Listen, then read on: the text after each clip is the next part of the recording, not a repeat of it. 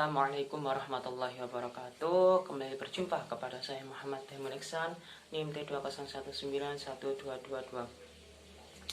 Pada kesempatan kali ini saya akan menjelaskan tentang birrul walidain.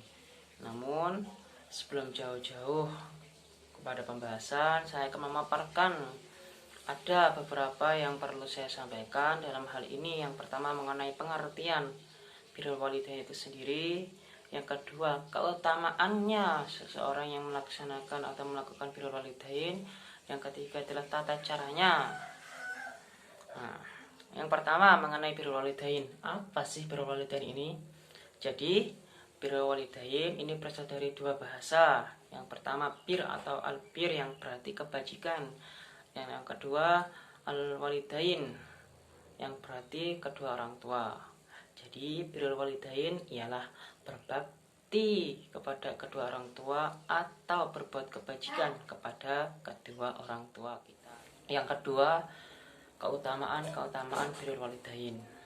Dalam hal ini ada beberapa yang saya sampaikan. Yang pertama ialah birrul walidain merupakan amalan yang paling dicintai oleh Allah Subhanahu wa taala. Dalam suatu riwayat itu menceritakan, Sa'altu Rasulullah sallallahu alaihi wasallam, saya bertanya kepada Rasulullah sallallahu alaihi wasallam.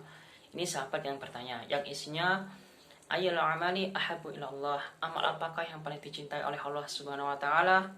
Lalu Rasulullah menjawab, as-salatu ala waqtiha, yakni salat pada waktunya. Lalu kembali lagi bertanya. Lalu kembali lagi dijawab sama Rasulullah, yakni birrul walidain, yakni berbakti kepada orang tua. Lalu bertanya lagi, kembali lagi dijawab sama Rasulullah, yakni az-jihadu fi sabilillah, yakni jihad di jalannya Allah Subhanahu wa taala. Ini merupakan yang pertama. Namun diperkuat lagi dalam satu kisah itu meriwayatkan ada seorang anak muda yang meminta izin kepada Rasulullah untuk berjihad di jalannya Allah. Tapi dalam hal itu Rasulullah tidak langsung mengizinkannya, tetapi kembali bertanya kepada anak tersebut, wahai anak muda, apakah masih ada kedua orang tuamu? Anak muda tersebut menjawab, ya masih ada. Lalu Rasulullah menyuruhnya untuk kembali pulang kepada orang tuanya. Karena apa?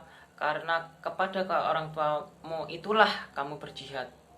Dalam hal ini mengindikasikan bahwasanya posisi berbakti kepada orang tua itu lebih tinggi daripada berjihad di jalannya Allah Subhanahu wa taala. Ini yang pertama. Yang kedua ialah barang siapa yang ingin dipanjangkan umurnya dan diberi kelancaran rezekinya, maka perbanyak-banyaklah untuk menjalani silaturahmi dan juga berbakti kepada orang tua. Ini yang kedua. Ataupun yang ketiga ialah ridallahi wa ridha walidain. Artinya apa? Ridhonya Allah itu tergantung pada ridhonya kedua orang tua kita. Adapun murkanya Allah itu tergantung pada murkanya kepada kedua orang tua kita. Artinya apa? Dalam hal ini ada ketergantungan. Maksudnya ketergantungan di sini yakni tergantung pada sifat kita, tergantung pada sikap kita kepada kedua orang tua. Jika kita berbuat buruk, maka murka itu akan datang. Begitu pula tergantung pada keburukan kita.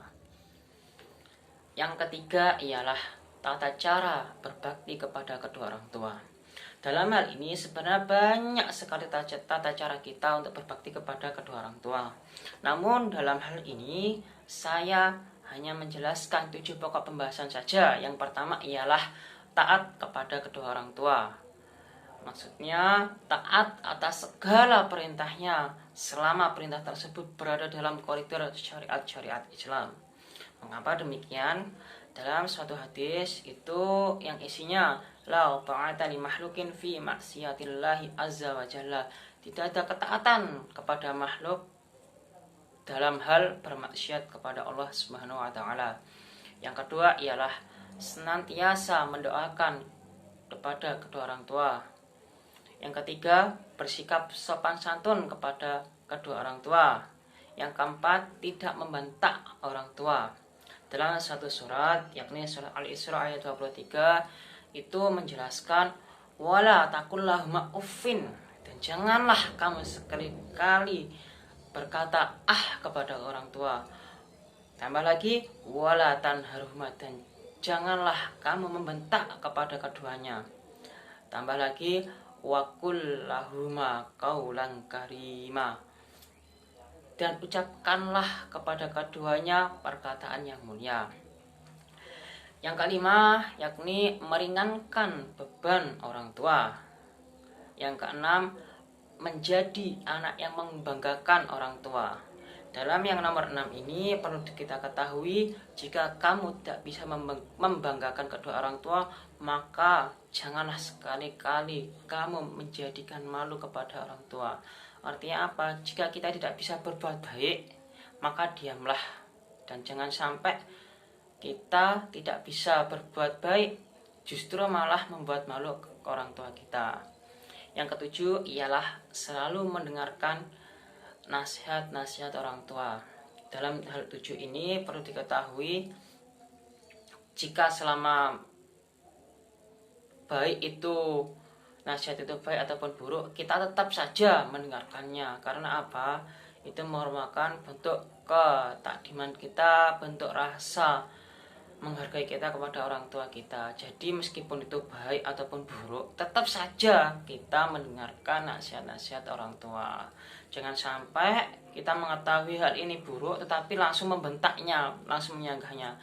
Itu salah. Jadi tetap diam saja, dengarkanlah apa yang dinasihatkan orang tua kita kepada diri kita. Mungkin ini saja yang saya dapat sampaikan. Kurang lebih mohon maaf. Assalamualaikum warahmatullahi wabarakatuh.